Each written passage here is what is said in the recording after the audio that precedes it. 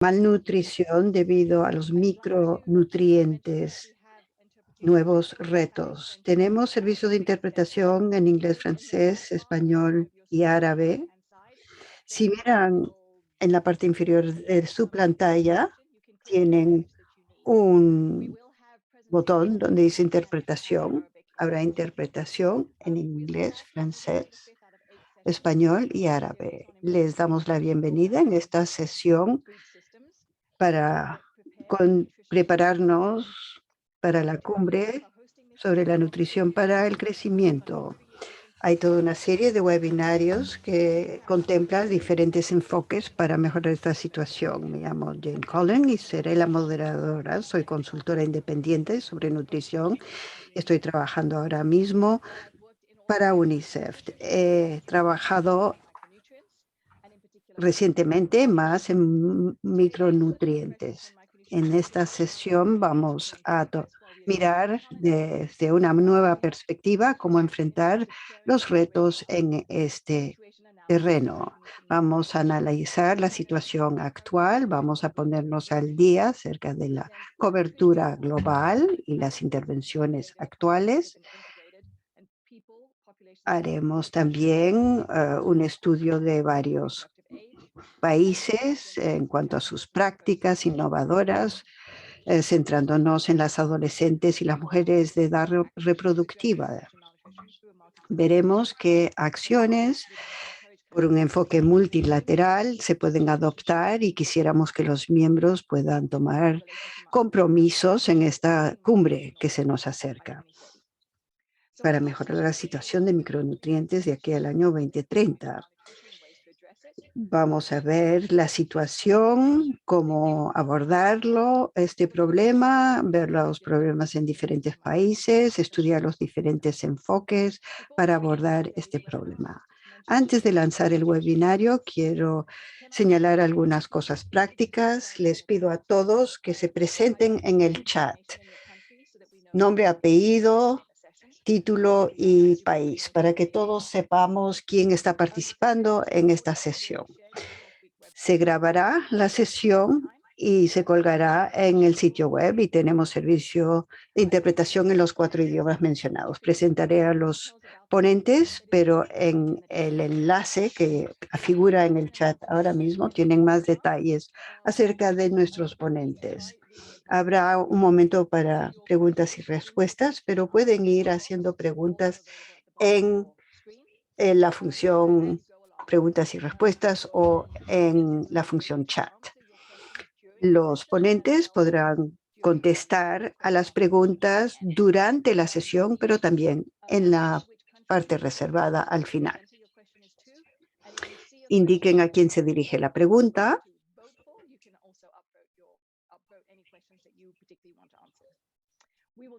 Señalando las que son prioritarias para ustedes. Bueno, quisiera empezar de una vez. Es muy grato abrir este webinar con una descripción panorámica de lo que sabemos acerca de la malnutrición debido a la falta de micronutrientes.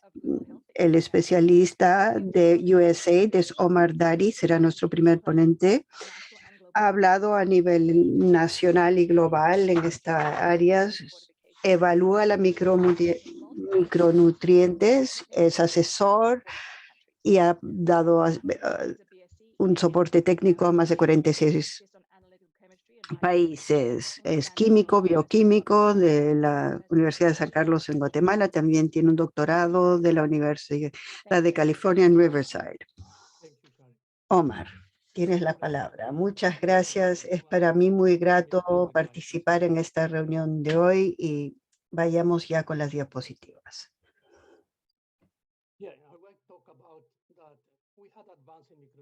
Hemos avanzado en la prevención de la malnutrición debido a la falta de micronutrientes. Empezaré describiendo la característica omnívora del ser humano. Estamos en lo alto de la cadena alimenticia. Esto significa que podemos acceder a alimentos muy concentrados. El ser humano también depende de plantas para alimentarse. En todos los casos, también dependemos de nutrientes que ya han sido fabricados por plantas o animales, porque nuestro metabolismo no puede sintetizarlos. Hay una excepción y es la vitamina D. La mayoría de los regímenes alimentarios son pobres en esta vitamina y solo se puede obtener por exposición al sol. Por este motivo, esta deficiencia no ocurre mucho en países tropicales o subtropicales. Sin embargo, hay algunas poblaciones que sí carecen de vitamina D porque viven en zonas muy alejadas del Ecuador o porque llevan mucha ropa. Uno de estos países es Canadá, que sufre de raquitismo y que es una de las consecuencias de vitamina D. En los años 60, esta vitamina se añadía sin discriminar en muchos alimentos y esto causaba una hipercalcemia. Este ejemplo nos ha señalado que la situación de los micronutrientes requiere una dosificación muy cuidadosa y no una dosis exagerada. Además, necesitamos añadir este elemento cuando es necesario y cuando carece. Nuestra lucha contra la malnutrición debido a carencia de micronutrientes, ya sea por deficiencias o exceso, la primera etapa es entender cuáles son las fuentes naturales de estos nutrientes. En los alimentos, aquí ven en la parte verde lo que necesitamos alimentarnos con diferentes grupos de alimentos. Si eliminamos a uno, podemos carecer de ciertos micronutrientes. En los alimentos animales tienen la vitamina B12 y hierro, zinc y calcio. Otra cosa interesante es que los cereales refinados carecen de micronutrientes, pero tienen mucha energía. 27 gramos de harina blanca refinada ofrece 100 kilocalorías, mientras que otros alimentos tendríamos que consumir más volumen. En la pandemia de la obesidad es importante tener todos estos datos presentes. No hay que impedir la integración en los regímenes alimentarios, en las dietas de productos que tienen harina de trigo. Este cuadro también ilustra cómo al estudiar las costumbres alimentarias podemos predecir cuáles serán las deficiencias y cuáles son los alimentos que hay que vigilar. Tenemos que, sin embargo, en una segunda etapa, vigilar cómo intervenimos con los micronutrientes. Vemos aquí 3 regiones de Uganda: Kampala, la capital, en azul, la parte sur en verde y la parte más pobre del norte en anaranjado. En estas columnas se señala que hay un alto porcentaje de población que sufren de insuficiencias de micronutrientes. En los años 90 se le dio una atención muy particular al yodo, a la vitamina A y al hierro. Estas cifras confirman que estos 3 micronutrientes son insuficientes en estas 3 regiones. Sin embargo, si se hubiera hecho este análisis en los años 90, hubiéramos visto que en Uganda también se carecía de vitamina B12, de zinc y de calcio. El cuadro también demuestra que en Uganda, y esto sucede en muchos países en desarrollo, los alimentos se basan en vegetales y que no contienen suficiente folato y vitamina C. En resumidas cuentas, no podemos dar por qué descontado que las carencias de micronutrientes son iguales en todos los países. Hay que tomar en cuenta el contexto. La tercera etapa requiere medir los efectos y las necesidades de intervenir en micronutrientes. Empezaré con el ejemplo del hierro. Con eso del año 20 esta deficiencia era muy común en países pobres y ricos. Sin embargo, hace más de 100 años nuestros predecesores propusieron añadir el yodo a la sal para distribuir este micronutriente fácilmente. También consideraron que la concentración del yodo en la orina es proporcional al insumo, y esta asociación se puede utilizar para identificar una dosificación adecuada de yodo en la población. Consideren también la concentración de yodo en la orina en el eje horizontal y del vaso en vertical y la prevalencia en los diferentes grupos. Vemos que esto corresponde a la media de la población de 10 gramos en 100 mililitros, y esto indica que la población en su conjunto recibe suficiente yodo.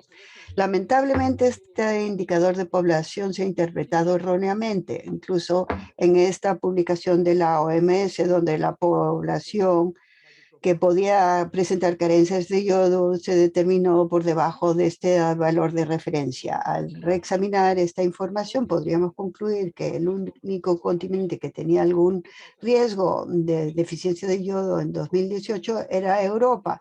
Países de la más Europa, de los demás continentes, estaban bien. Esta interpretación errónea ha reducido el reconocimiento de los programas de añadir yodo al sal y su éxito en el mundo. Ahora se ha corregido este error, y las cifras demuestran que en el 93 muchos países tenían poco insumo de yodo. Aquí lo ven. Sin embargo, en el año 2007, utilizando la sal como vehículo para el suministro de yodo, la mayoría de las poblaciones del mundo están protegidas de las carencias de yodo. Es importante señalar que en Europa la prevalencia de esta deficiencia se cubrió hasta el siglo XIX. Ahora es muy, muy escaso. Esta es la consecuencia de que los productos cotidianos se incluyen productos animales que consumen piensos enriquecidos por yodo. Hemos aprendido que un exceso de insumo de yodo puede tener consecuencias negativas también. El nivel promedio es de 3 microgramas por litro.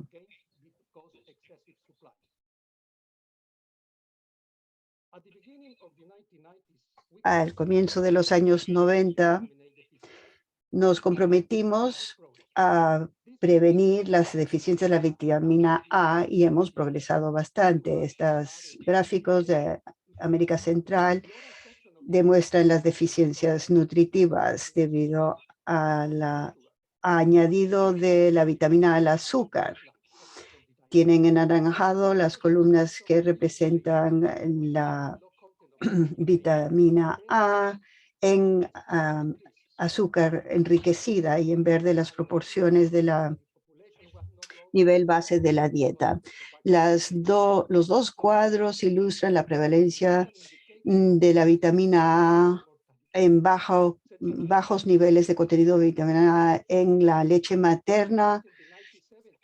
En los años 70, el único producto manufacturado en plantas centralizadas que llegaban a las poblaciones vulnerables y pobres era el azúcar. Pero esta intervención se prohibió porque no quisieron promover el consumo del azúcar. La mayoría de los países del mundo, en vez de enriquecer alimentos, introdujeron un suplemento vitamínico para la vitamina A. Y ahora hay escasos casos de ceguera en los niños debido a esta carencia. Otro importante ejemplo del éxito de la prevención de la malnutrición por micronutrientes es la reducción de la prevalencia de los NTD. Los cuadros demuestran la importancia del ácido fólico en amarillo. La prevalencia de NTDs alcanzaron un nivel estable más bajo a pesar de un alto suministro de ácido fólico que indica que hay otras causas además del ácido fólico. Se demuestra que la causa esencial de NTD en países ricos era la prevalencia, debido a la prevalencia de ácido fólico en suplementos. Sin embargo, que los suplementos que no tienen ácido fólico, pero tienen otros micronutrientes, también presentan inconvenientes a niveles más bajos. Tenemos que entender más acerca de las causas de los NTD. Es importante señalar que para prevenir los NTD, lo que primero se intentó fue los suplementos, pero no se pudo aplicar a rajatabla y a esto se debe el fracaso. Luego se utilizó harinas de cereales para distribuir el ácido fólico, estrategia con mayor éxito. Hemos podido reducir la anemia por mitad. En el año 2012 nos fijamos el mismo objetivo, pero para el año 2025 solo para las mujeres de edad reproductiva. Ahora, en el año 2021, estamos preocupados que de aquí al año 25 no alcanzaremos nuestro objetivo. La pregunta que hay que formular es por qué y cómo hemos fracasado. El ejemplo de Costa Rica nos demuestra que se puede alcanzar el objetivo de reducir la anemia, no solo para las mujeres, sino también para los niños. En 12 años, la prevalencia de anemia para las mujeres se redujo por mitad y el 75% para los niños, junto con las deficiencias de hierro en estas mismas proporciones. En el caso de Costa Rica, la anemia se debe a la deficiencia de hierro. El principal motivo se debe al éxito del incremento del suministro de hierro. Se reemplazó el hierro con harina enriquecida con hierro. También se añadió a la leche y a la harina de maíz. Este cuadro les muestra las fuentes de hierro para los niños en Costa Rica. Ahora tenemos harinas y leche fortificadas, enriquecidas, y son una fuente muy válida. Ahora hay casos muy escasos de anemia para los niños porque utilizan mucho la harina de maíz enriquecida. Necesitamos tener una imagen más completa de la situación. Costa Rica no solo aumentó el suministro de hierro en sus dietas, sino que mejoró el consumo de otros micronutrientes con el enriquecimiento de ciertos condimentos y alimentos básicos. Además, cosa más importante, las condiciones socioeconómicas y los servicios de salud son excelentes en el país. La pobreza representa el 3,5%, el agua potable es el 96, cubre el 96% de la población, la sanidad el 94%, las enfermedades intestinales representan menos del 2,5% para los niños, los retrasos de crecimiento menos de 6%. El contexto de Costa Rica fue muy favorable y hay que tomar este ejemplo. También debemos mejorar las situaciones, las condiciones de higiene y las prácticas de higiene en todos los países. También quisiera mencionar la importancia de la leche materna para prevenir las deficiencias de micronutrientes.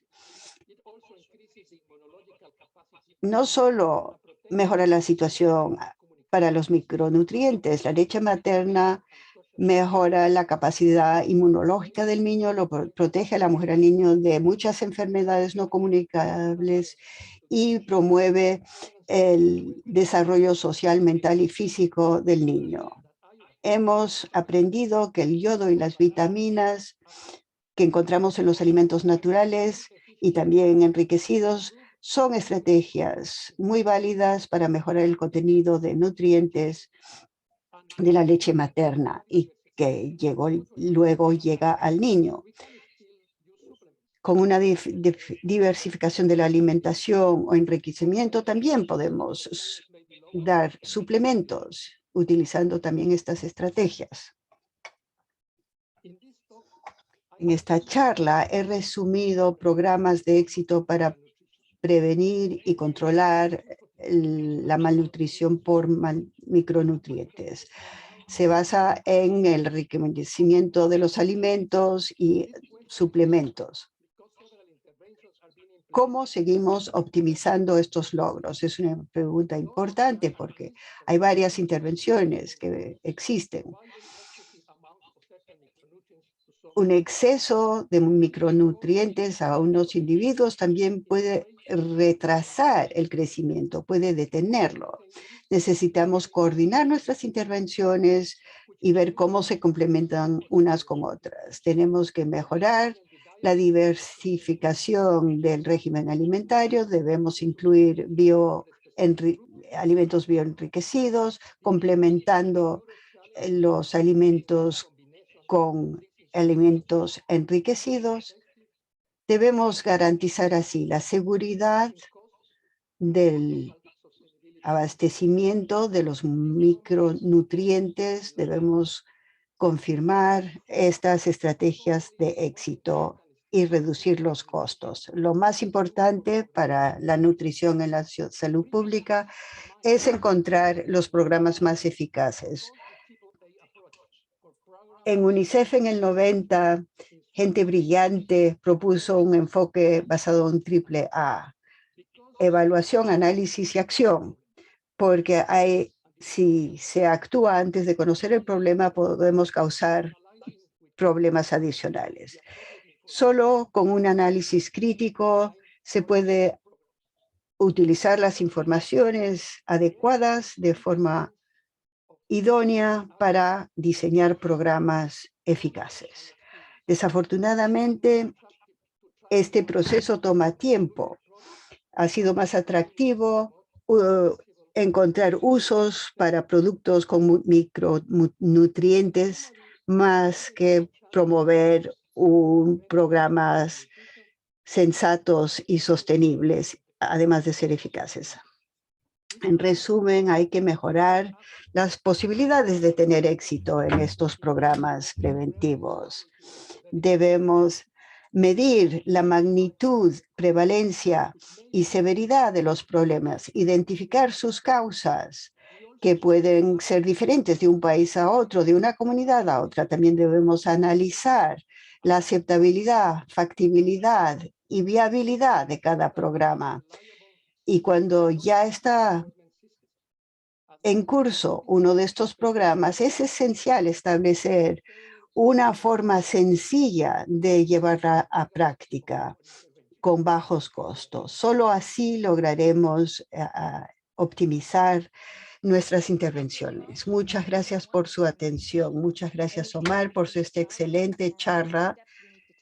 Omar tiene los pasos esenciales resumidos, así como las lecciones que podemos derivar de nuestra experiencia. Tenemos directrices para nuestro camino futuro basándonos en los enfoques que ya hemos comprobado. Y muchas gracias por haberse mantenido al tiempo. Ahora me complace introducir a Juan Saider, asistente directora de salud en Malasia. Se ocupa de la nutrición materna. Tiene larga experiencia en la nutrición en el Ministerio de Salud. Se trata de empoderar a la mujer, controlar la anemia durante la gestación y cuidados materno-infantiles. Quiero recordarles a todos que pueden hacer preguntas en la función preguntas y respuestas y de momento le doy la palabra a nuestra siguiente oradora. Buenos días de Malasia. Les saludamos a todos. Quisiera compartir mi pantalla para empezar.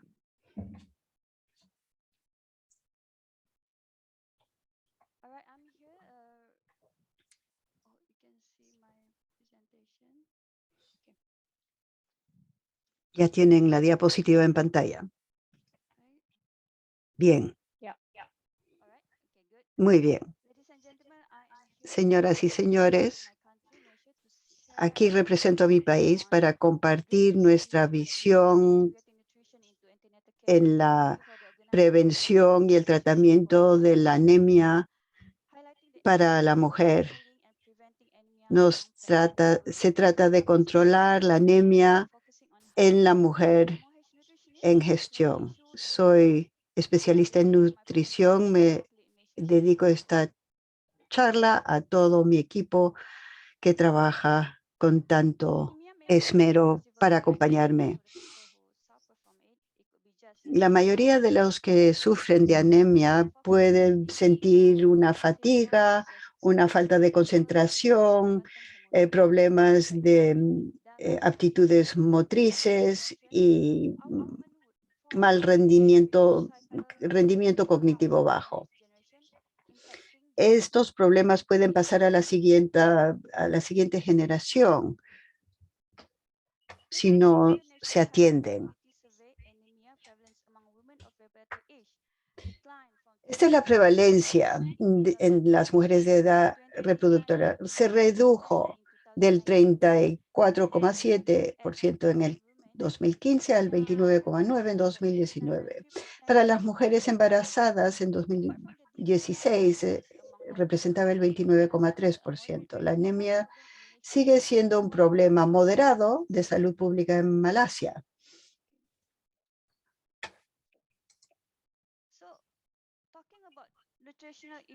Si nos referimos a los problemas de nutrición para las mujeres, aparte de la anemia, hay otros problemas. Un régimen de alimentos desequilibrado. Y estos problemas se relacionan unos con los otros y la afecta durante su gestación también. Para combatir la anemia en Malasia, adoptamos la estrategia siguiente. Hay una iniciativa que consiste en enriquecer la harina de trigo obligatoriamente con hierro y ácido fólico. Esto también permite tratar la anemia en las escuelas e instituciones por los medios. También hay un programa de prevención de la anemia para la mujer embarazada. Hay diferentes actividades, el suplemento de hierro, procedimientos de garantía de calidad y la educación nutritiva.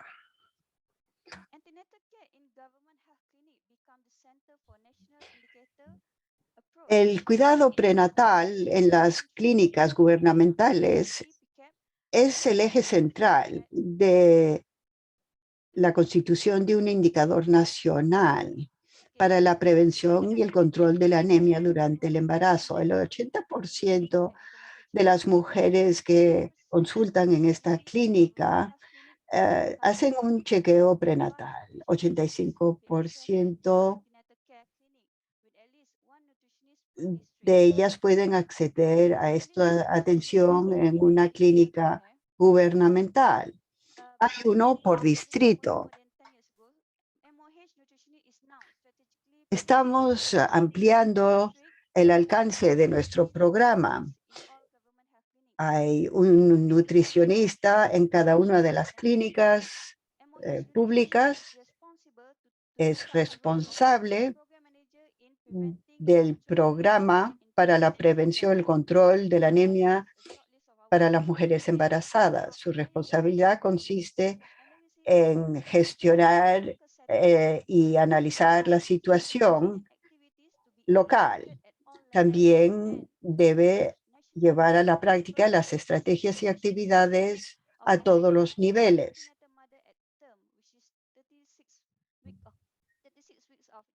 Debe también adoptar el enfoque de indicador nacional para prevenir la anemia durante la gestación.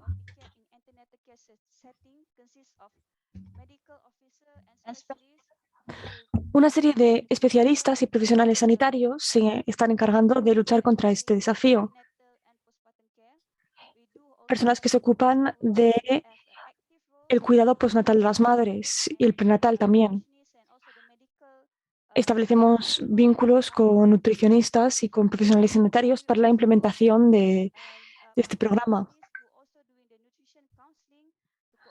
También ha habido asesoramiento para coordinar el entrenamiento y la formación.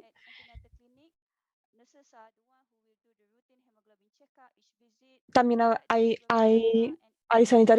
profesores sanitarios que se dedican al análisis de la sangre para coordinar el bienestar de la madre.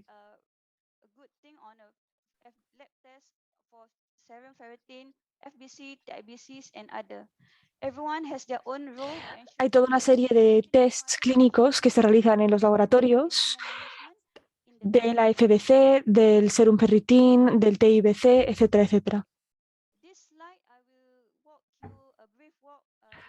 Les voy a describir muy brevemente esta diapositiva. Como ya sabrán, en Malasia, en los cuidados prenatales, se espera que las mujeres acudan a visitas médicas alrededor de 10 veces.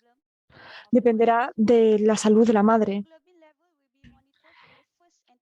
El nivel de hemoglobos se mide desde el primer momento. Si es menor a los 11 gramos, entonces vamos a hacer lo que podamos por entender las causas. A veces puede deberse a una falta de complementación alimentaria. Se va a asesorar y a evaluar la nutrición de las madres para poder ayudarlas si es que hay alguna clase de carencia. Cuando la madre entra en la sexta semana de embarazo, en la 36ª semana de embarazo, se vuelve a evaluar su nivel de hemoglobos.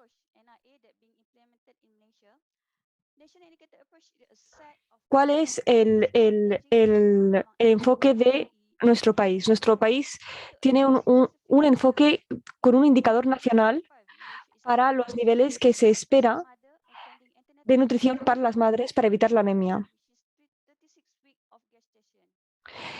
A las 36 semanas de gestación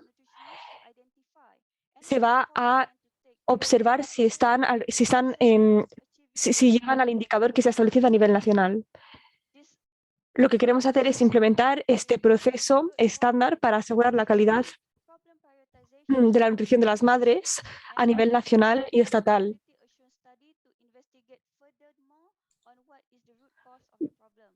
Queremos investigar cualquier causa que pueda haber para este problema.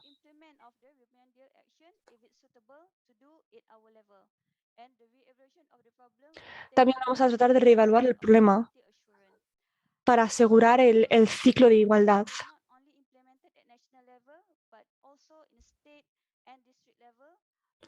Este proceso no solo se va a implementar a nivel nacional, pero también a nivel estatal y a nivel de cada distrito.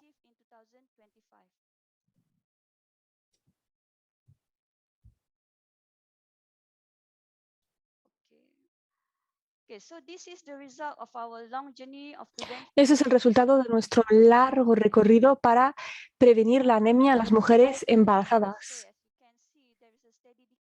Como pueden ver, ha habido un declive importante de la anemia. Hemos pasado de 20,8% en el 2010 a un 5,2% de mujeres en el 2020. Los cuidados prenatales en 2010 empezaron a aumentarse.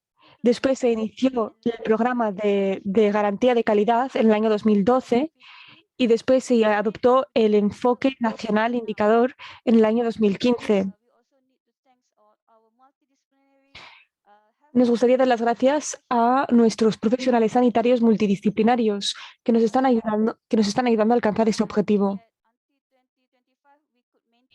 Esperamos que para el año 2025 seguiremos manteniendo esta cifra e incluso reduciéndola para evitar la anemia entre las mujeres entre las mujeres embarazadas.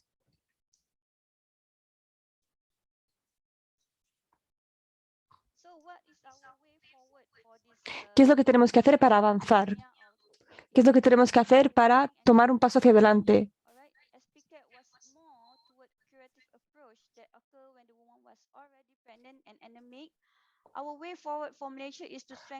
En Malasia, lo que queremos hacer es reforzar la prevención de la anemia antes, promoviendo la responsabilidad y un estilo de vida saludable. Hemos desarrollado un programa llamado WRA que tiene como objetivo animar un estilo de vida responsable, puesto que si las mujeres son saludables, entonces tendremos un país saludable. Pensamos que si las mujeres tienen un estilo de vida saludable y se alimentan bien, podemos empezar un capítulo nuevo para prevenir la anemia, manteniendo, claro está, los programas de control y de prevención de anemia que ya se han implementado. Eso es lo que tenía que presentar. Les doy las gracias.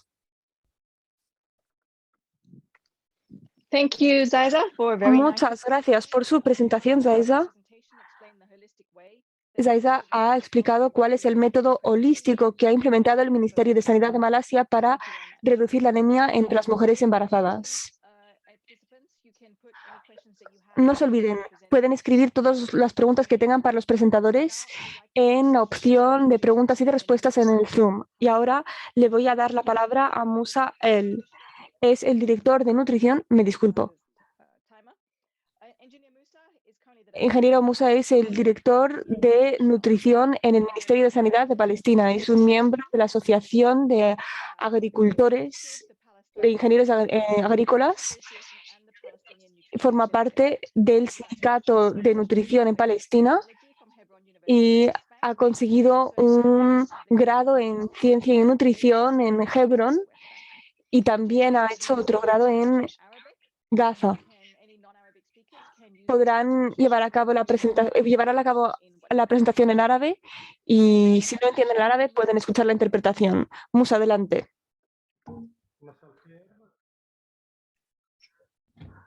Buenos días. ¿Pueden oírme?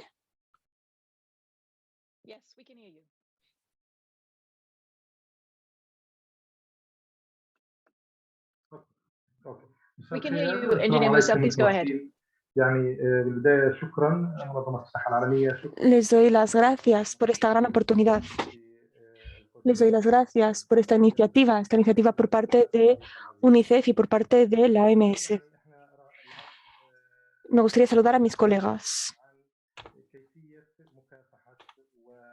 Nuestra presentación va a explicar el enfoque que se ha adoptado para abordar los distintos desafíos en Palestina, sobre todo los desafíos para los jóvenes y los adolescentes. Queremos enfrentarnos a este desafío en las escuelas y las instituciones escolares. Nos hemos aliado con UNICEF para lanzar este proyecto. En primer lugar, me gustaría darles algunas cifras para explicarles el problema que estamos tratando de abordar. En Palestina hay 5,1 millones de ciudadanos, alrededor de 3 millones de ellos viven en Gaza. Como ya lo sabrán, nuestra población es muy joven. Los jóvenes representan el 8%, alrededor del 8%. El 29% de los palestinos son pobres, desafortunadamente. El 14% de los ciudadanos de Gaza también son pobres y el 16,8% viven en pobreza extrema, según un estudio del 2017. Estas cifras son muy elevadas. Y esto se debe a las guerras sucesivas que ha sufrido nuestro país y a causa de la situación en la que estamos viviendo actualmente debido a la ocupación.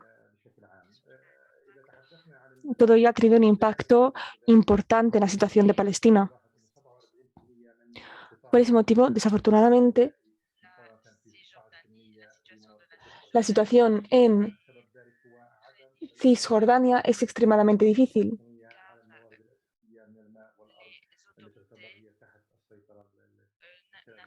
Al fin y al cabo, las autoridades no pueden garantizar las necesidades básicas de la población. El 24% de la población no tiene suficiente comida.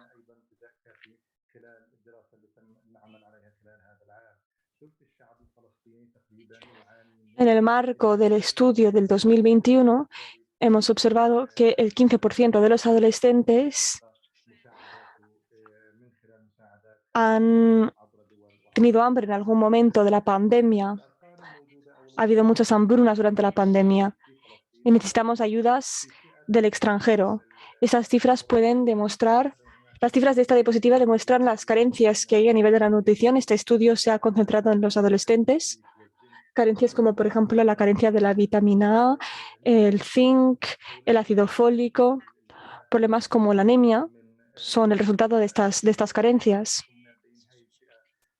Son sobre todo las mujeres las que sufren de anemia. También se sufre de obesidad, 25,6% de la población sufre de obesidad y esto se debe a una alimentación muy pobre que no tiene muchos nutrientes.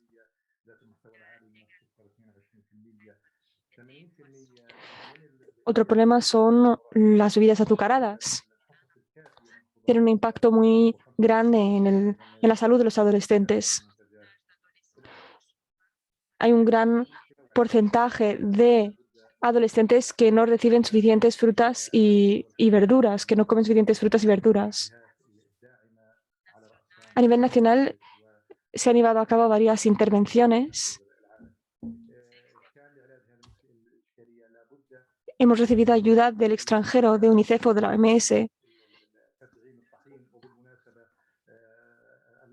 Este problema exige una intensificación del programa que tiene como objetivo enriquecer la harina.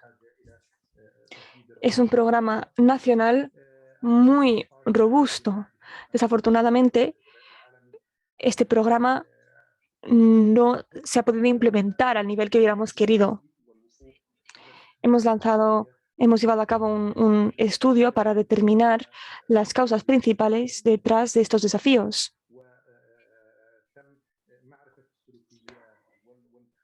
Para tratar de entender el problema de la malnutrición, para tratar de entender cuáles son las causas.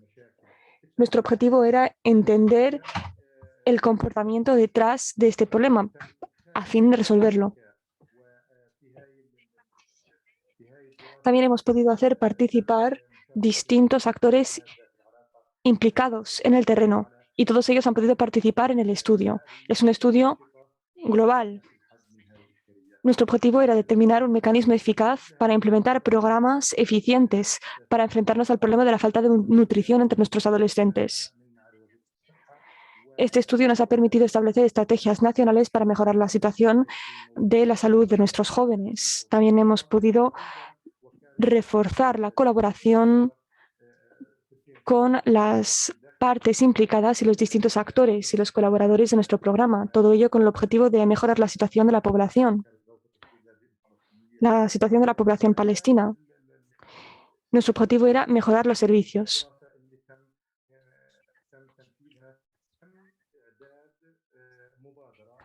Después de este estudio nacional, hemos establecido una iniciativa.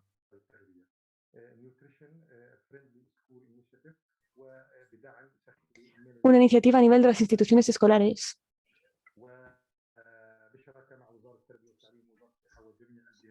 Una iniciativa llamada Nutrición en las escuelas.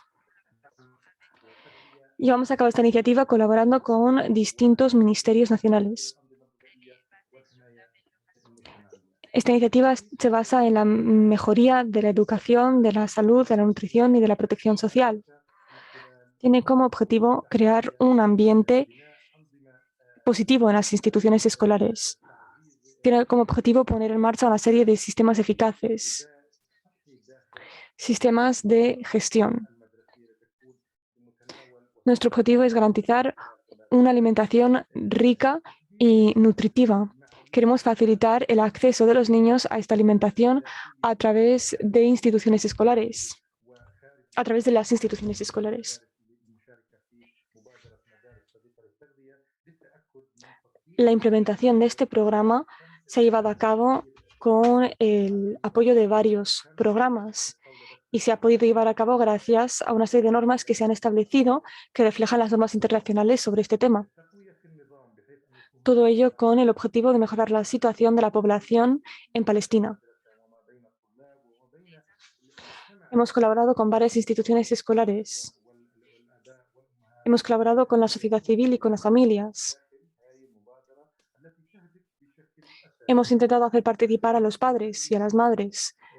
Sobre todo ellos tienen que estar implicados para que las familias se apropien de este enfoque. Queremos un enfoque colaborativo que consiga cambiar la mentalidad en el país.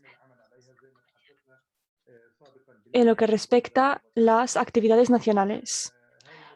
Como se lo acabo de explicar, hay una iniciativa que se lanzó en las escuelas.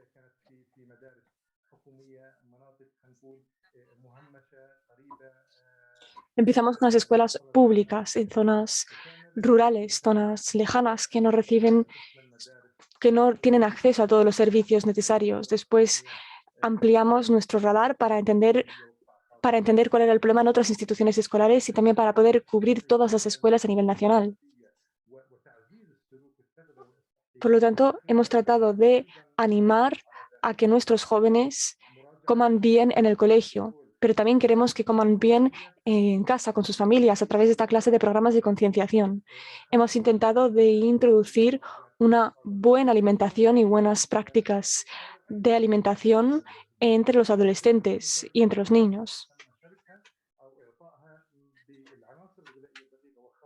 Todo ello para que puedan seguir teniendo buenas costumbres fuera del colegio.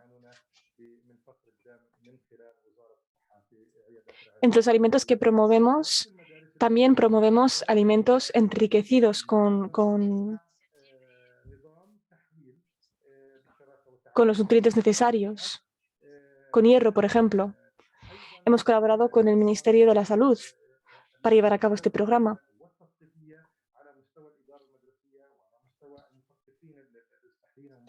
En paralelo, hemos puesto en marcha varios programas de sensibilización, de concienciación.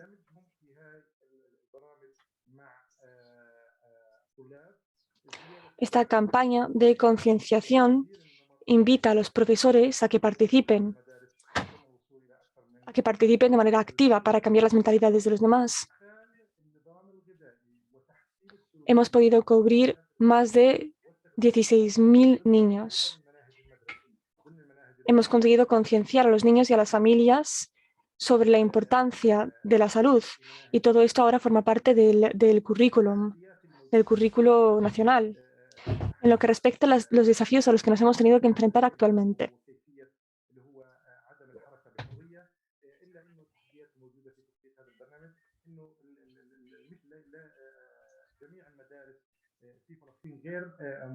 Ya hemos hablado del problema de la movilidad, que no hay suficiente movilidad entre la población. Esto ha llevado a que el Ministerio de la Salud no tiene un acceso fácil a los colegios de la nación. La COVID-19 también ha agudizado la vulnerabilidad de nuestra población, ha tenido un impacto muy negativo en este impacto, ha tenido un impacto muy negativo en este programa. Los colegios han notado el fenómeno. La obesidad ha aumentado durante este periodo. El programa del enriquecimiento de la harina, el programa nacional, también se ha visto afectado. No se ha podido seguir de manera correcta debido a la falta de recursos, ya sean recursos financieros o recursos humanos.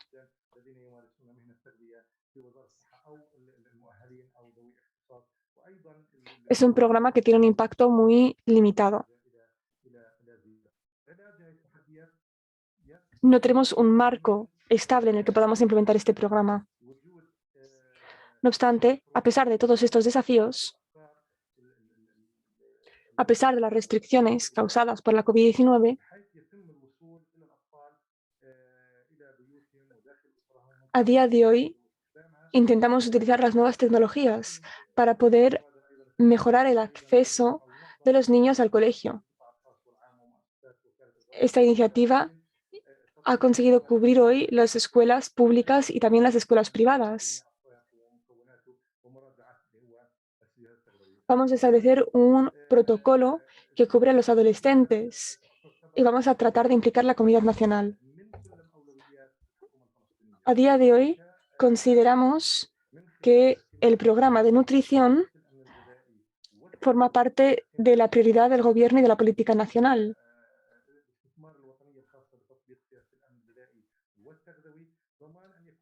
La política de 2019-2030 es una prioridad para nuestro gobierno y a día de hoy hace falta que todas las políticas nacionales tengan en consideración este marco y este programa. También es necesario mejorar el acceso de los adolescentes y de los niños a este programa. En este sentido, hemos establecido una unidad que se encarga de los niños y de los adolescentes. Esta unidad forma parte del Ministerio de la Salud y esta unidad está en contacto directo con el ministro de la Sanidad. Todo ello con el objetivo de mejorar la sostenibilidad de los programas. Seguimos trabajando con los colegios y hemos tratado de mejorar los servicios que le garantizamos a los niños en los colegios.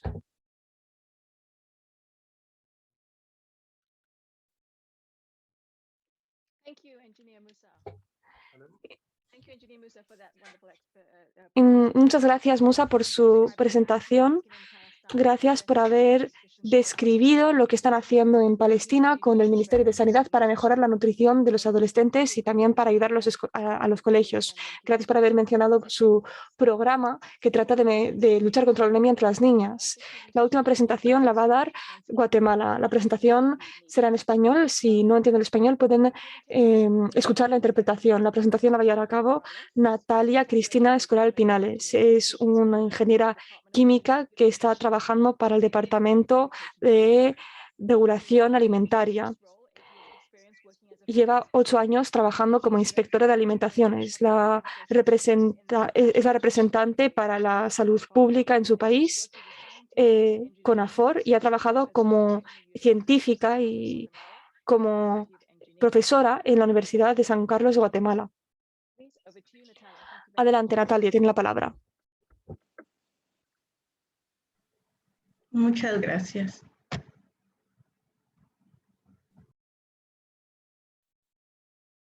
Are you sharing your slides, Natalia?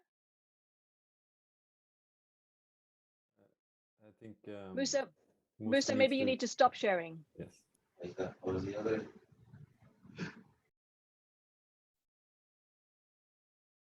Yes, that looks coming. Yes, I Okay, we can see your slides. Yes, Gracias. Buen día. Es un gusto representar al Ministerio de Salud Pública y Asistencia Social de Guatemala para compartir hoy con ustedes la experiencia que se ha tenido referente a la fortificación de alimentos como estrategia para abordar la deficiencia de micronutrientes en la población.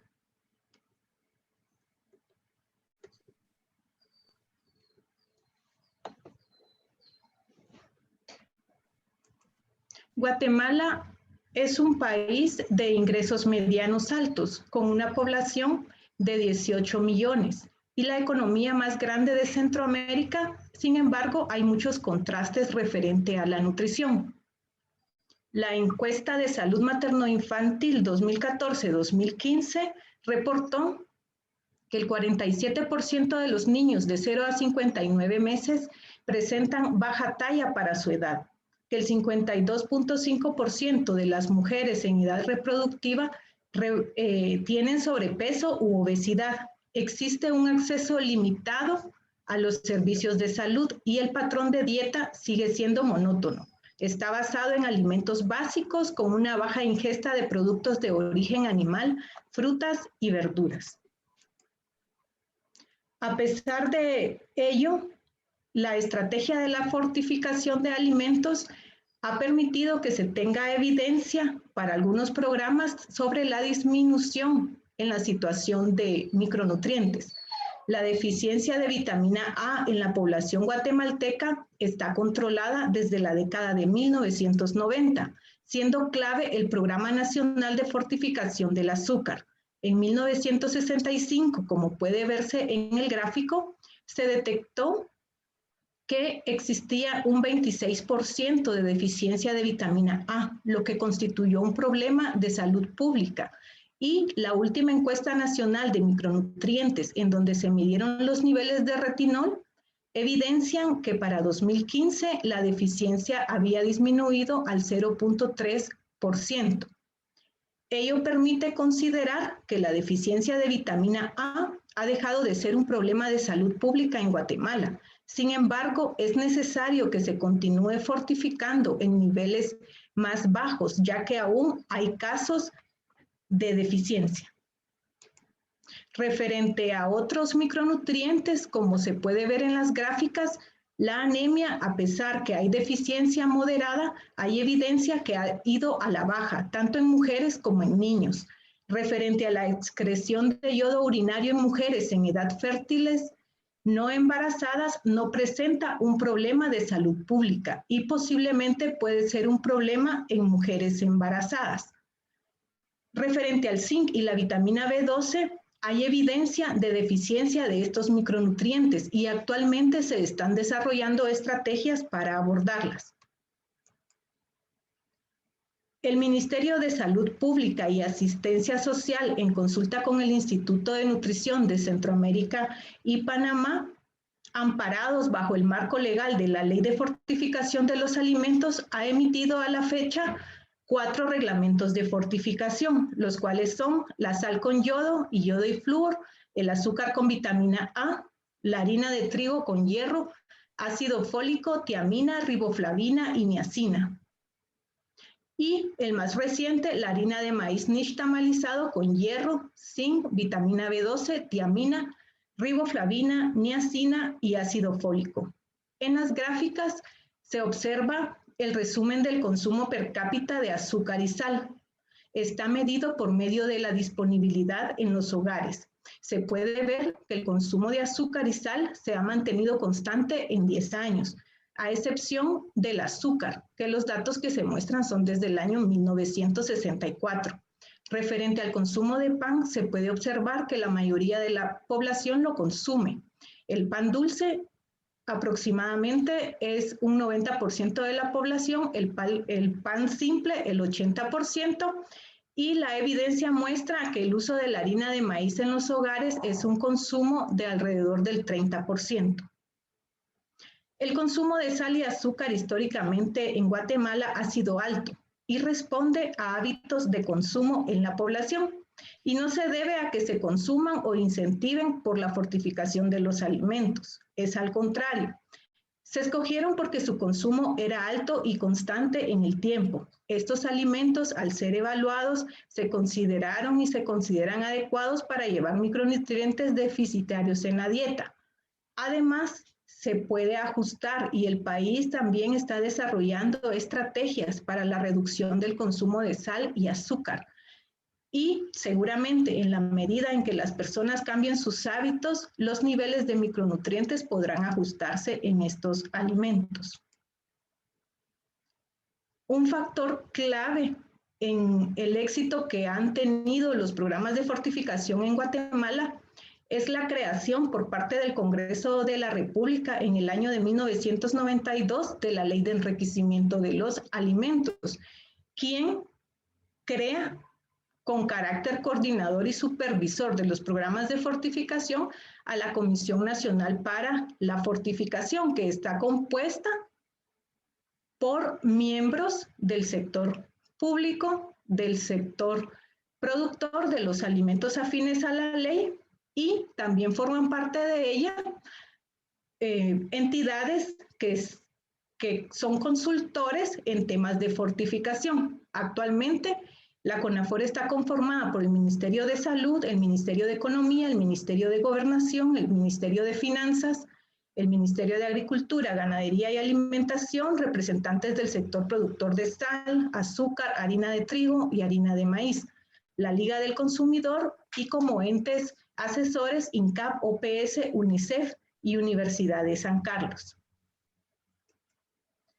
Es importante recalcar que el Ministerio de Salud Pública, a través del Departamento de Regulación y Control de Alimentos, realiza la vigilancia regulatoria y destina anualmente presupuesto para personal, insumos, análisis de micronutrientes en el laboratorio, transporte, lo cual permite realizar actividades que garanticen el consumo de alimentos adecuadamente fortificados e inocuos. Esto lo consideramos una fortaleza como país en la estrategia de fortificación.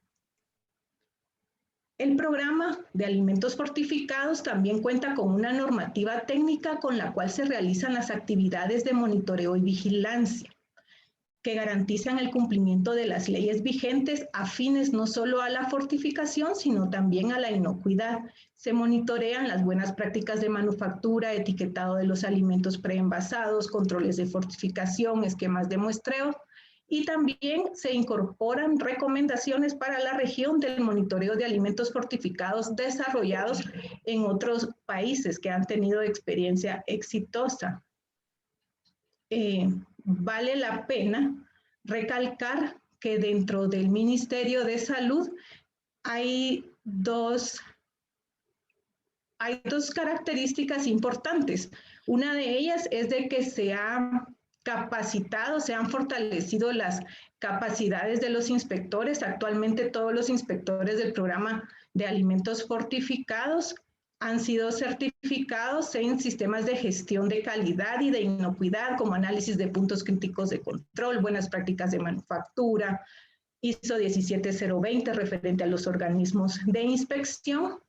El sector productor ha sido comprometido y cuando han habido incumplimientos, el ente regulador ha emitido las sanciones que competen en ley. Actualmente, el Ministerio de Salud realiza el monitoreo en 84 fábricas de alimentos fortificados, el monitoreo al producto que importan 41 empresas y se realiza la vigilancia de 309 productos que están autorizados para comercializarse con un registro sanitario vigente. En el gráfico que tenemos acá se muestran los resultados de cumplimiento de fortificación según el reglamento AFIN. Se muestran los porcentajes de cumplimiento de yodo en sal de mesa, de flúor en sal de mesa, de yodo en sal que se utiliza como materia prima para la manufactura de otros alimentos en industria alimentaria, hierro en harina de trigo y hierro y zinc en harina de maíz nixtamalizado. Los datos que están son del año 2020 a septiembre del año 2021. Vale la pena recalcar que de todos los micronutrientes y los cumplimientos que están, a excepción del flúor en la sal de mesa, todos los demás programas de fortificación tienen un cumplimiento que está arriba del 80%, lo cual, conforme a la referencia de las guías de fortificación, es un cumplimiento aceptable. Cuando se realizan ajustes en los niveles de fortificación, hay cambios en el proceso de producción que deben ser abordados por parte de las fábricas y por ende hay cambios en la vigilancia regulatoria. ¿Por qué? Porque una normativa clara fortalece el cumplimiento del objeto de los programas de fortificación. Actualmente se ha visto la necesidad para los reglamentos de fortificación de azúcar y sal de que se realicen ajustes en niveles de fortificación para azúcar y también que se realicen ajustes en el reglamento de sal, por lo cual se está trabajando en propuestas de modificación que incluyen esquemas de muestreos adecuados para evaluar la conformidad. ¿Qué camino tiene que seguir Guatemala para abordar las deficiencias de micronutrientes? Se considera que debe de seguirse una intervención sostenible en el tiempo, económico, ser mantenido y mejorado los programas, una necesidad de empoderar al sector consumidor y fortalecer el trabajo y las alianzas existentes a nivel nacional y regional. Instituciones como INCAP, UNICEF, LIDECON, USAC y otros entes han sido clave para la generación de evidencia y el monitoreo de programas. El establecimiento de alianzas ha sido una estrategia exitosa que ha permitido un análisis permanente y continuo del desempeño del programa. Guatemala ha tenido una lección aprendida, y es que al utilizar la estrategia de fortificación de los alimentos, se ha evidenciado que siempre que se tenga una evidencia documentada, una normativa vigente y la divulgación sobre el impacto de los programas de fortificación, estos son determinantes para defender, mantener y promover su mejora. Agradecemos al Instituto de Nutrición de Centroamérica y Panamá, a UNICEF y a CONAFOR. Gracias.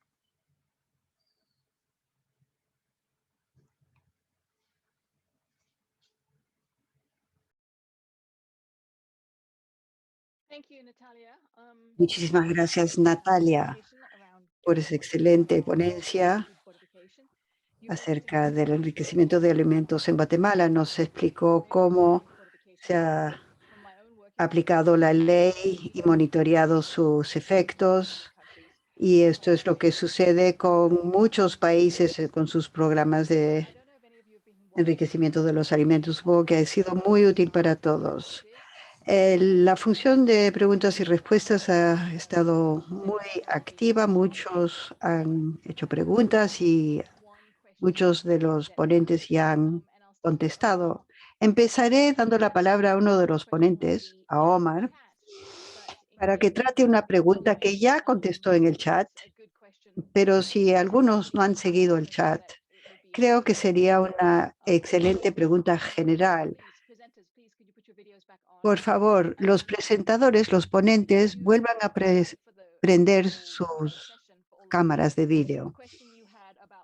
La pregunta acerca de lo que le parece que deberían hacer los países para tratar la anemia. Para muchos países esto sigue siendo un problema a pesar de las mejoras que se han dado recientemente. Sigue siendo un problema grave para muchos. Muchas gracias por invitarme a participar en esta conversación. Uno de los problemas es cuando nos referimos a la anemia, siempre pensamos en la deficiencia de hierro. Este es un problema porque esta no es la única causa de la anemia. Hay muchas otras causas y tenemos que averiguar cuáles son. La asociación del hierro y la anemia se da principalmente en los países ricos y desarrollados o donde tienen normas de higiene y alimentación. El problema es el hierro, pero en otros países no es así. Es un indicador del bienestar de un individuo en una sociedad y por lo tanto refleja muchas limitaciones en la salud, en el medio ambiente y en la nutrición. Por eso hay que estudiar las causas de la anemia. No solo hay que medir la concentración de hemoglobina, hay que asociar otros elementos a esa prueba. En resumidas cuentas, es muy importante reconocer las causas múltiples de la anemia y no hay que creer que solo con tratar la deficiencia de hierro se resuelve el problema. Muchas gracias. Juan Zaiza, una pregunta acerca de los resultados muy prometedores contra la reducción de anemia en Malasia. Han observado una reducción de esta tasa, pero ¿acaso también obtienen mejores resultados en los embarazos y los nacimientos? Sí, pero se nos plantea otro problema relacionado con la anemia y también la obesidad materna. El VIH es otro problema. Entonces, de momento, no tengo datos acerca de un vínculo entre la reducción de la anemia y cualquier otro problema neonatal. Pero la anemia en la atención neonatal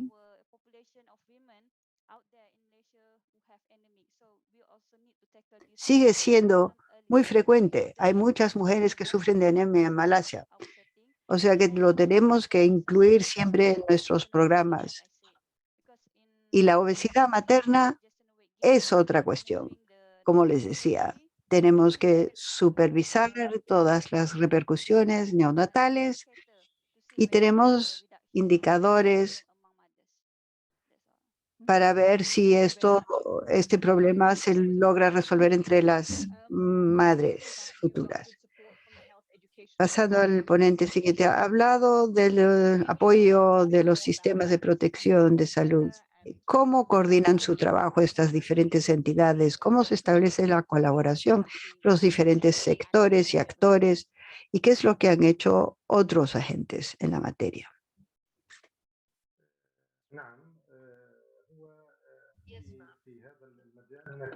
Sí, cómo no. En este sentido, hemos establecido un comité nacional.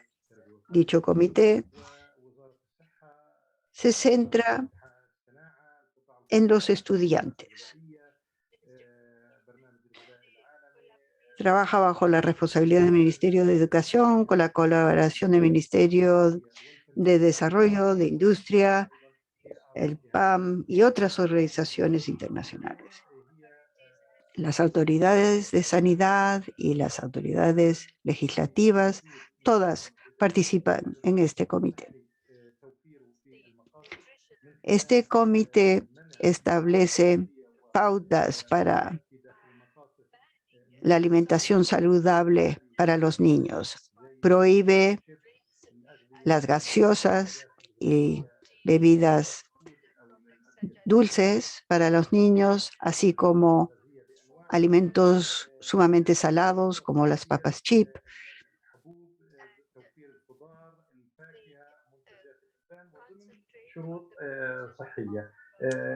Y su trabajo se centra en recomendar la inclusión de verduras oleaginosas, habas y demás en la alimentación.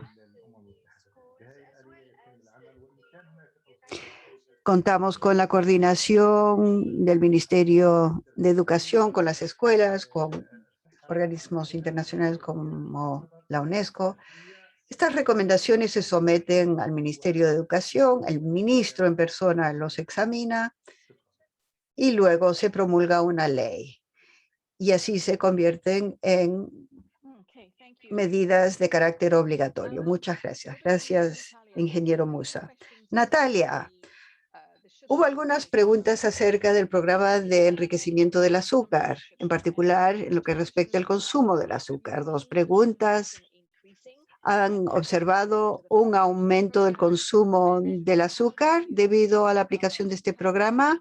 ¿Y cómo compaginan este objetivo de reducir el consumo de azúcar y la política de enriquecer el azúcar?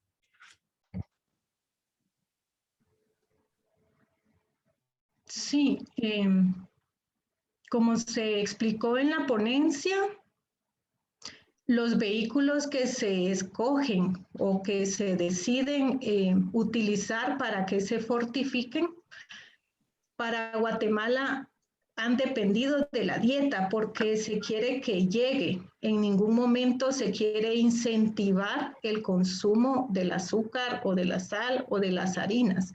Sin embargo, como se mostraba en los gráficos, a través del tiempo la dieta no ha cambiado. Lo que sí ha cambiado para el caso del azúcar son el porcentaje de deficiencia, que ya no se considera como un problema de salud pública. Entonces, en lo que se está trabajando, tanto el Ministerio de Salud con la Comisión Nacional para la Fortificación, es en reducir esos niveles a unos niveles adecuados. Hay experiencia en otros países que cuando ha habido éxito en la fortificación de un alimento y desaparece el programa de fortificación como tal, el fenómeno que se ha dado es que se vuelve a incrementar la deficiencia en la población. Como se mencionó también, pues el país está desarrollando otras estrategias para no incentivar el consumo de sal y azúcar.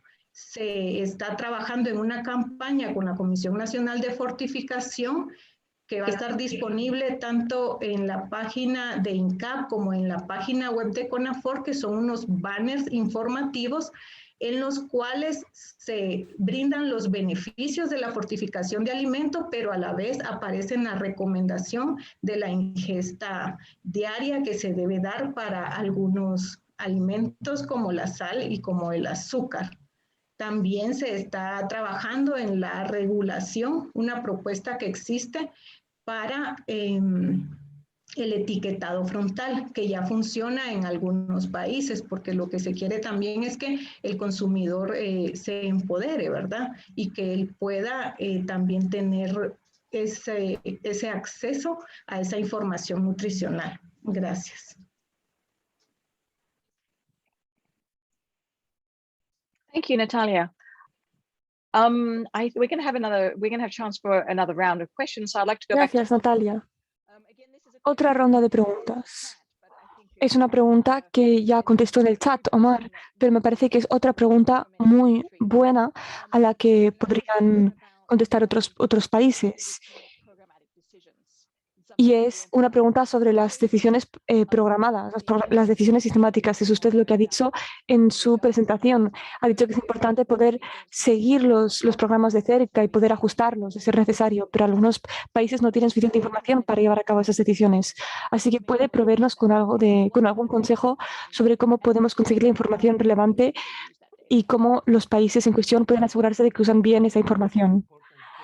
Gracias. Esa pregunta es muy importante y es una cuestión que llevamos ignorando desde hace muchos años. Yo llevo trabajando en este sector desde hace más de 30 años y he intentado conseguir a través de muchas instituciones motivar a los distintos países implicados a que recopilen la información necesaria. Hemos tratado de medir, por ejemplo, los niveles de hemoglobina, pero eso no es suficiente. Necesitamos entender que hay otras causas para la anemia y no solo la falta de nutrición o la falta de hemoglobina. No solo podemos entender la anemia con muestras de sangre, es algo que los países tienen que entender. Hay muchos gobiernos que no tienen experiencia en este sector y están intentando encontrar una solución a través de métodos muy fáciles, muy simples, incluso aunque algunos países ya tienen los recursos necesarios para conseguir un análisis comprensivo y correcto.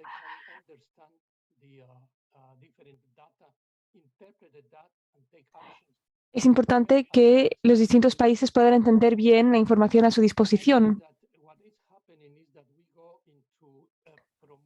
Me parece que lo que está pasando es que estamos intentando promover lo que ustedes piensan es que estamos promoviendo un tipo de método en particular, pero eso no es lo que estamos haciendo. Lo que estamos haciendo es intentar evaluar la situación. Tenemos que tener en cuenta cuáles son las necesidades en el terreno. Necesitamos a personas bien preparadas para poder aconsejar a los gobiernos en qué decisiones tomar. Y yo pienso que eso es algo en lo que tenemos que trabajar en el futuro. Gracias, Omar. Ahora voy a volver con usted, Zaiza. La segunda pregunta para usted. ¿Puede contarnos un poco más sobre su proceso de evaluación y los resultados de los programas de nutrición en sus clínicas? Sí, como ya había mencionado en mi diapositiva, la evolución de nuestro programa consiste en implementar un enfoque de indicadores. Todas las clínicas y todas las instituciones sanitarias necesitan observar que hay menos de 5 gramos de hemoglobina para saber si las personas en cuestión tienen anemia o no. Tenemos que entender cuál es el coste de la anemia en la clínica, cómo están identificando la anemia. Puede que esto se deba a una falta de información sobre la nutrición o una falta de un nivel suficiente de yodo. Sabemos que hay distintas causas posibles detrás de la anemia y la falta de información sobre ella en los hospitales.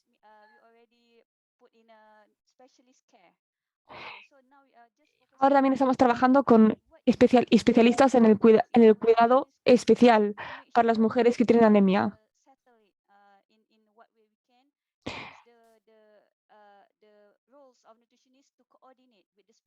Los nutricionistas tienen el deber de coordinarse con los nutricionistas para entender mejor el deber de suplementación o de complementariedad alimentaria. La nutrición está en el centro del proceso y después todo ello va a evolucionar en la dirección correcta. Y volvemos a evaluar a las mujeres a los 36 semanas de embarazo. Si se observa que la hemoglobina está por debajo del 5%, entonces no hay motivo por preocuparse. Pero hay muchas diferencias en lo que respecta a cómo se hacen estas pruebas entre cada estado y cada ciudad. Muchas gracias, Taiza. Ingeniero Musa, usted había hablado de los problemas de la COVID-19 en su presentación. Una de las preguntas es la siguiente. ¿Cómo se ha visto impactada esta iniciativa por la COVID-19 y por el cierre de los colegios?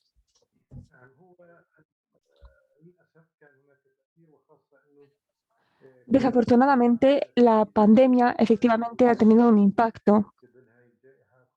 Ha tenido un impacto sobre los colegios, sobre todo al principio de la pandemia. No pudimos acceder a los niños, no pudimos conocerlos.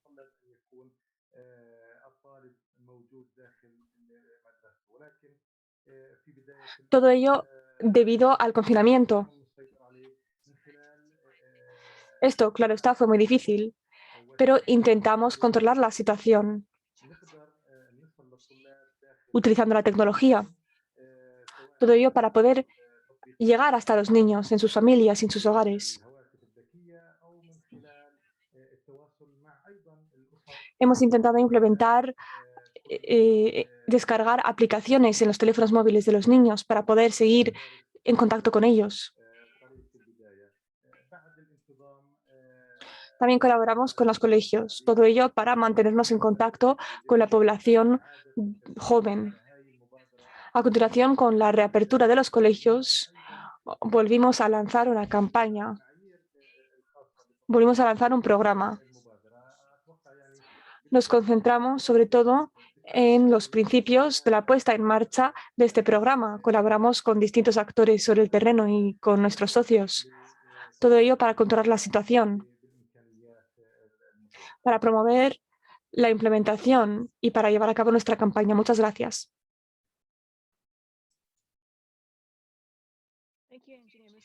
Gracias, ingeniero Musa.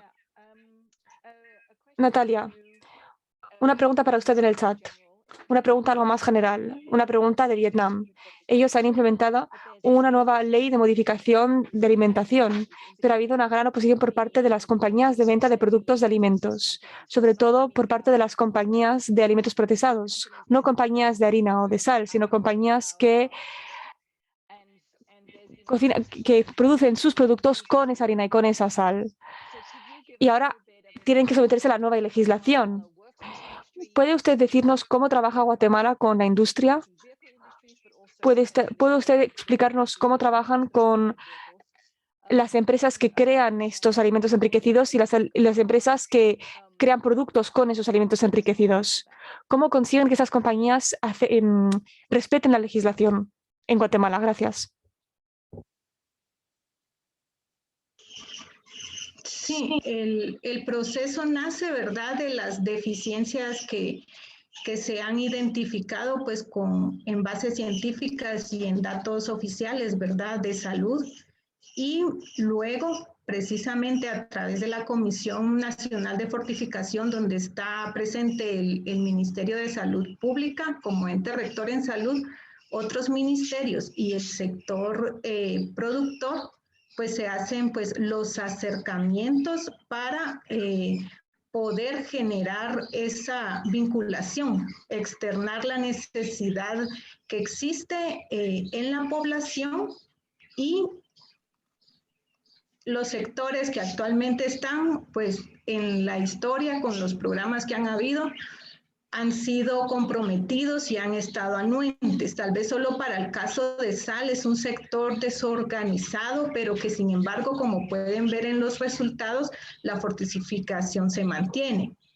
Ahora, al momento de que se emite un reglamento, que normalmente es bajo un acuerdo gubernativo que lo emite el Ejecutivo. Al volverse esto legal, entonces ya viene la fase pues ya de diálogo y de implementación, tanto del sector afín que debe cumplir con la fortificación, y al ser pues una regulación que esté vigente, los sectores deben de cumplirlo. Entonces, por parte del ente regulador se busca pues esa alianza y establecer pues esos tiempos en algunas ocasiones de transición para que puedan sus procesos adaptarlos.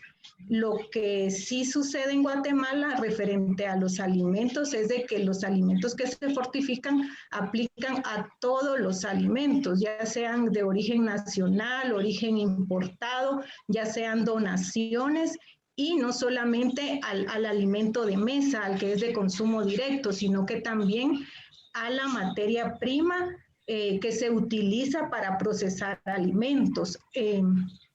Hay datos del Sistema de Vigilancia Epidemiológica Nutricional CIVESNU que han mostrado y han concluido que mucho del yodo que hay en la orina cuando hacen los análisis de yoduria y que tienen pues un cumplimiento aceptable, se aduce que llegan más que por la sal de consumo directo, que llegan por todos estos otros alimentos que llevan el yodo como materia prima, porque el producto que se utiliza, como ustedes ven en la gráfica que mostramos, el cumplimiento del yodo en la sal que se utiliza como materia prima tiene porcentajes arriba del 90% de cumplimiento.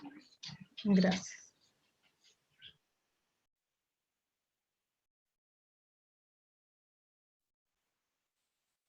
Okay, thank you all. Gracias a todos.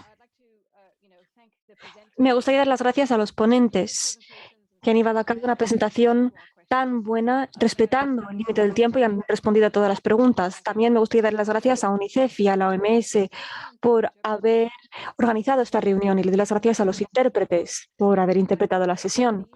Me gustaría recordarle a todo el mundo que el objetivo de esta Semana de la Salud consiste en prepararnos para la cumbre de la iniciativa de la cumbre de nutrición para el crecimiento.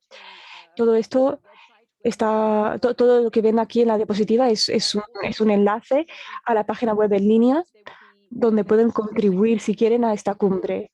La siguiente sesión va a tratar sobre la alimentación, la comida y las políticas fiscales.